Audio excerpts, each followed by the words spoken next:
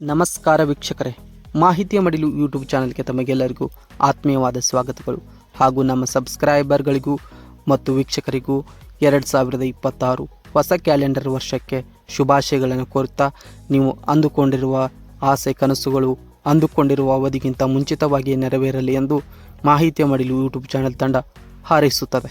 ಬನ್ನಿ ವೀಕ್ಷಕರೇ, ಈ ವರ್ಷದ ಮೊದಲ ವಿಡಿಯೋವನ್ನು ಪ್ರಾರಂಭಿಸೋಣ. ಸುಪ್ರೀಂ ಕೋರ್ಟ್ ಡ್ರೈವಿಂಗ್ ಲೈಸೆನ್ಸ್ಗಳಿಗೆ ಸಂಬಂಧಿಸಿದಂತೆ ದೇಶಾದ್ಯಂತ ಇದೀಗ ಹೊಸ ನಿಯಮವೊಂದನ್ನು ಜಾರಿಗೆ ತಂದಿದೆ. ಇನ್ನು ಮುಂದೆ ಡ್ರೈವಿಂಗ್ ಲೈಸೆನ್ಸ್ ಹೊಂದಿದವರು ಕಡ್ಡಾಯವಾಗಿ ಸುಪ್ರೀಂ ಕೋರ್ಟ್ನ ಈ ನಿಯಮವನ್ನು ಪಾಲನೆ ಮಾಡಲೇಬೇಕು. ಈ ನಿಯಮವು ಜನವರಿ 1, 2026ರಿಂದ ಅನ್ವಯವಾಗುತ್ತದೆ. ಅಂದರೆ 2026ರ ಪ್ರಾರಂಭದಿಂದಲೇ ಅನ್ವಯವಾಗುತ್ತದೆ. ಸುಪ್ರೀಂ ಕೋರ್ಟ್ನ ಈ ಹೊಸ ನಿಯಮವನ್ನು ಉಲ್ಲಂಘನೆ ಮಾಡಿದರೆ ಅಂತಹವರು ದೊಡ್ಡ ಸಂಕಷ್ಟಕ್ಕೆ ಸಿಲುಕಿಕೊಳ್ಳಬೇಕಾಗುತ್ತದೆ. ಹಾಗಾದರೆ ಸುಪ್ರೀಂ ಕೋರ್ಟ್ ಡ್ರೈವಿಂಗ್ ಲೈಸೆನ್ಸ್ಗಳಿಗೆ ಸಂಬಂಧಪಟ್ಟಂತೆ ತಂದಿರುವ ಹೊಸ ನಿಯಮ ಏನು ಎಂಬುದರ ಬಗ್ಗೆ ಈ ವಿಡಿಯೋದಲ್ಲಿ ಸಂಪೂರ್ಣ ಮಾಹಿತಿ ತಿಳಿಸಿಕೊಡುತ್ತೇವೆ. ಬನ್ನಿ, ವಿಡಿಯೋ ತುಂಬ ಇಂಪಾರ್ಟೆಂಟ್ ಆಗಿದ್ದು ದಯವಿಟ್ಟು ಕೊನೆಯವರೆಗೂ ನೋಡಿ ಮತ್ತು ಡ್ರೈವಿಂಗ್ ಲೈಸೆನ್ಸ್ ಹೊಂದಿರುವ ನಿಮ್ಮ ಸ್ನೇಹಿತರಿಗೆ ಈ ವಿಡಿಯೋವನ್ನು ಶೇರ್ ಮಾಡಿ.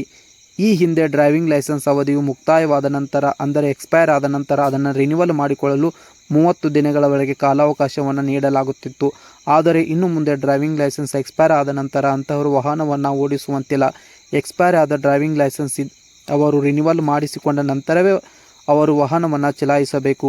ಒಂದು ವೇಳೆ ಎಕ್ಸ್ಪೈರ್ ಆದ ಡ್ರೈವಿಂಗ್ ಲೈಸೆನ್ಸ್ ಇಟ್ಟುಕೊಂಡು ವಾಹನವನ್ನು ಚಲಾಯಿಸಿದರೆ ಅಂಥವರು ಕಡ್ಡಾಯವಾಗಿ ದಂಡವನ್ನು ಪಾವತಿಸಬೇಕಾದಂಥ ಅನಿವಾರ್ಯತೆ ಬರಲಿದೆ. ಒಂದು ವೇಳೆ ನೀವುಗಳು ಎಕ್ಸ್ಪೈರ್ ಆದ ಡ್ರೈವಿಂಗ್ ಲೈಸೆನ್ಸನ್ನು ಇಟ್ಟುಕೊಂಡು ವಾಹನವನ್ನು ಚಲಾಯಿಸಿ ಅಪಘಾತವನ್ನು ಮಾಡಿದರೆ ಅಥವಾ ಅಪಘಾತವನ್ನು ಮಾಡಿಕೊಂಡರೆ ಯಾವುದೇ ರೀತಿಯ ಇನ್ಶೂರೆನ್ಸ್ ಕಂಪನಿಗಳಿಂದ ಯಾವುದೇ ರೀತಿಯ ಇನ್ಶೂರೆನ್ಸ್ ಸಹಾಯಧನಗಳು ಸಿಗುವುದಿಲ್ಲ. ಈ ಕುರಿತಂತೆ ಸುಪ್ರೀಂ ಕೋರ್ಟ್ ಮಹತ್ವದ ಆದೇಶವನ್ನು ಹೊರಡಿಸಿದೆ. ಇನ್ನು ಮುಂದೆ ಡ್ರೈವಿಂಗ್ ಲೈಸೆನ್ಸ್ ಎಕ್ಸ್ಪೈರ್ ಆದವರಿಗೆ ಯಾವುದೇ ರೀತಿಯಾದಂಥ ವಿನಾಯಿತಿ, ಅಂದರೆ ಗ್ರೇಸ್ ಪೀರಿಯಡ್ ಅನ್ನು ನೀಡಲಾಗುವುದಿಲ್ಲ. ಎಕ್ಸ್ಪೈರ್ ಆದ ಡ್ರೈವಿಂಗ್ ಲೈಸೆನ್ಸನ್ನು ಅವರು ರಿನ್ಯೂವಲ್ ಮಾಡಿಕೊಂಡ ನಂತರವೇ ವಾಹನಗಳನ್ನು ಚಲಾಯಿಸಬೇಕು.